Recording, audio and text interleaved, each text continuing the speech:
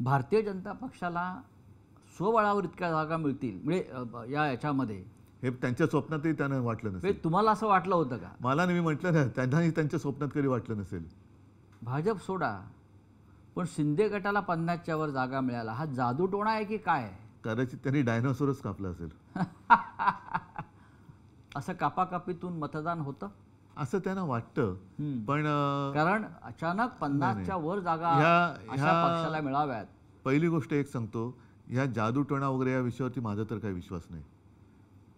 म्हणजे या भाकड कथा आहेत सध्याच्या आहे. राज्यकर्त्यांचा आहे. पण त्यातून एकच आहे की त्यांची मानसिकता कळते की दुसऱ्याचं वाईट व्हावं हे त्यांच्या कृत्यातून कळतं. म्हणजे ते रेडा कापला असेल त्यांनी तर त्या रेड्याचा जीव नाहक गेला, त्याच्यामुळे काही घडतंय असा माझा अजिबात विश्वास नाही. पण त्यांच्या कृतीतून त्यांच्या मनातलं जे काळं बेरं आहे ना ते लोकांसमोर येतं. म्हणून त्याला काळी विद्या म्हणतात, कारण त्यांच्या मनातलं जे काळेपण आहे ते लोकांसमोर येतं. पण माझा या भाकड कथेवरती विश्वास नाही.